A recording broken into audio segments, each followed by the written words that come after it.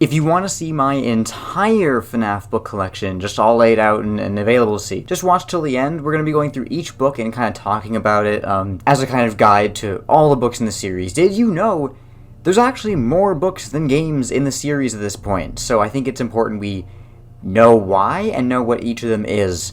I own most of them. All the story ones, actually, like, all the ones with an actual story to tell. There are some other ones, like guides and stuff, that I'll talk about as well. But we are going to talk about every single one, so you kind of know what there is to know about each book. So yeah, jumping right into things, there's obviously a reason that there's more books than games in the series at this point.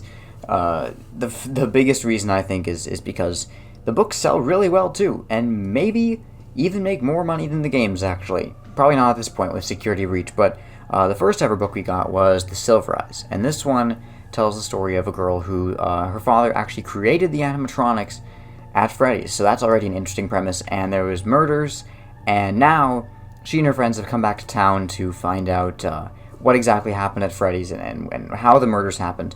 It starts down a bit of a dark path that takes place over the rest of these books, including the twisted ones. And after that is the fourth closet. They continue the story, and they actually have some big implications, some lore reveals for the games, and actually, believe it or not, the main character and some of the other characters we see in these books are also characters you will see in the games, which may be interesting if you're into the lore side of things. So that's the Silver Eyes trilogy. Now, these were actually made into graphic novels shortly afterward, and this being, the entire series. So far, every single one of them has come out. This latest one, Fourth Closet, came out literally like a month ago as of the time I'm recording this. And I would say, if you're going to buy these books, I would recommend to go with the originals. They have a lot of little details that, honestly, you probably won't even notice, but that actually kind of hint at what happens later in the series. I'll tell you one thing right now, spoilers in case you haven't read them yet, but in the first book, it's mentioned that when the main character goes to her old house, there's tripod marks on the ground, and that's never brought up again, but it points to the fact that her memories, since she's a robot, actually, were actually created with a tripod, a camera on a tripod, and then those were given to her as memories since she's a robot. And little details like that aren't in the graphic novel versions, but they are in the originals, and so that's why I'd recommend you read those. But the graphic novel versions, I'm being super critical of them, but they start off with art that I would say isn't the greatest.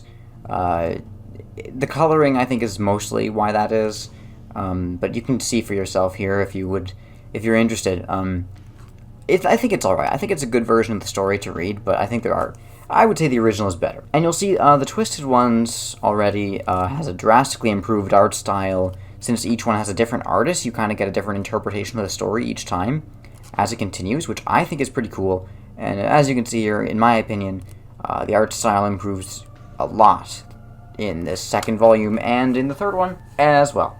Yeah, I like the third ones as well. The first one I'm not the biggest fan of, but everything after that is great. I'm going to stop showing so much because there's a little bit of spoilers in here. But basically, yeah, if you're interested, just get through the first volume. I think everything else is good, but of course that's up to your opinion. I will say the Fourth Closet has an interesting little detail where it's labeled as a Fazbear Frights book, which is the other FNAF book series that we're going to talk about in a bit.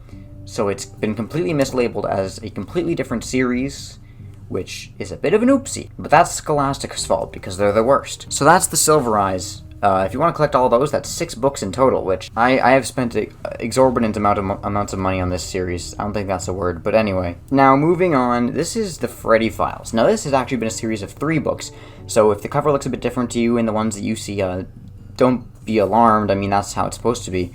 This is the latest version, the Ultimate Guide. There's also a new version of this book coming out for Security Breach, just an entire Freddy Files for Security Breach, and this is basically a guide to all the games, the books, everything of the series. So if you're interested, it's actually, I'd say each version has gotten more and more content, but each version has also gotten more and more reliable. The first version, which I'll put on screen here, has details that aren't exactly correct.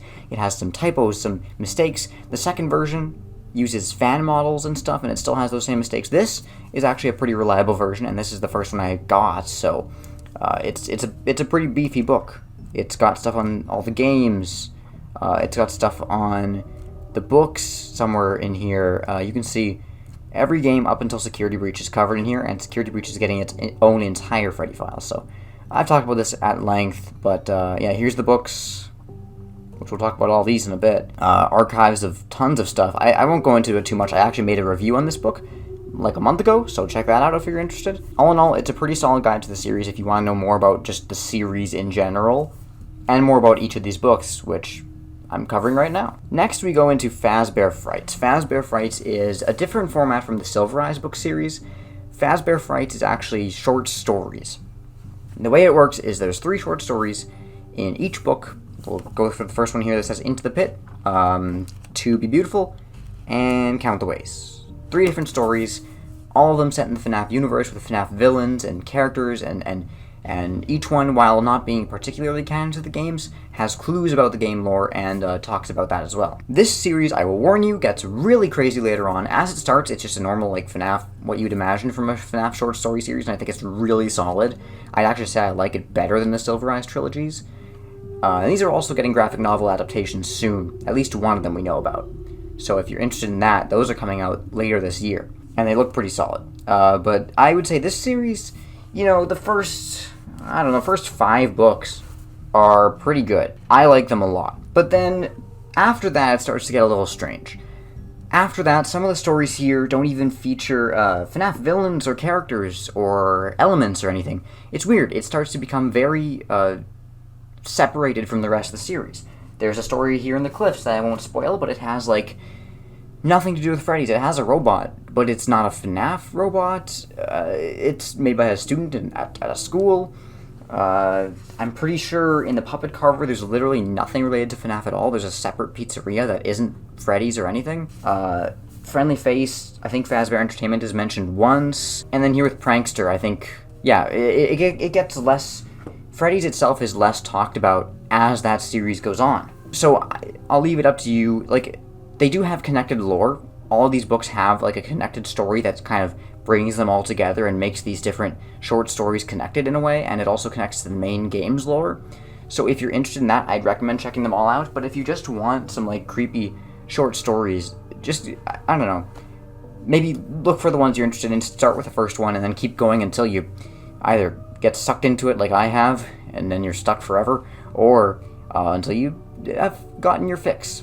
That's up to you. These are all the ones I own. But there's still other FNAF books that do exist that I don't have. That being some that haven't come out yet, and some that just aren't story-related. They're just how to draw books and stuff, and I'll talk about those too. But I don't own them because that's not what I'm interested in. All in all, I own, let's see, there's the 11 Fazbear Frights books, there's the Freddy Files here, and then there's the 6 Silver Eyes books as well. So I own 18 books, 18 of these total books, and I have more on the way. Now, I should probably mention before I move on, there is a 12th Fazbear Frights book as well that has scrapped short stories that are apparently better than some of the stuff in the main series, and that so far isn't out physically, but it's out digitally, so I'm waiting for it to be out physically for me to read it, and that's also coming out soon if you care about that. And because Fazbear Frights will never end, there's a second series, Tales From The Pizzaplex, coming out that is basically Fazbear Frights, but it's for Security Breach, and stories set in the Pizzaplex from Security Breach. Other than that, it looks like it's going to be very similar to Fazbear Frights, 3 short stories set in the FNAF universe, and we'll see if it devolves into madness from there like Fazbear Frights did. There's also the FNAF Survival Logbook, which I might actually pick this one up, because it does have some lore hints. It at first looks like a pretty basic activity guide that's kind of set to look like a security guard's journal thing, but it has really interesting implications there, which you might have seen in game theory episodes and such. There's a lot to unpack there. It's kind of an interesting, in-universe type of journal thing that I would love to have. There's 2 coloring books, Art with Edge and just the FNAF coloring book. Don't have those because, I don't know. There's also a How to Draw book, again, something I don't own.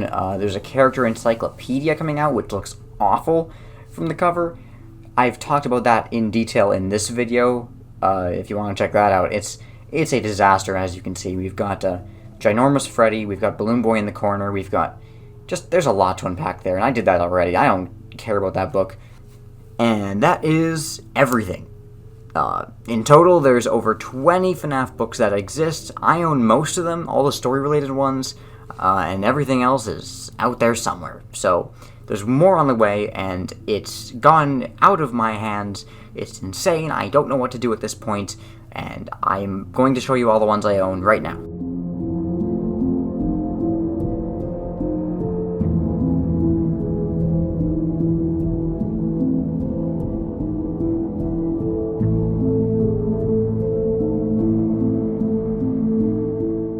there you have it.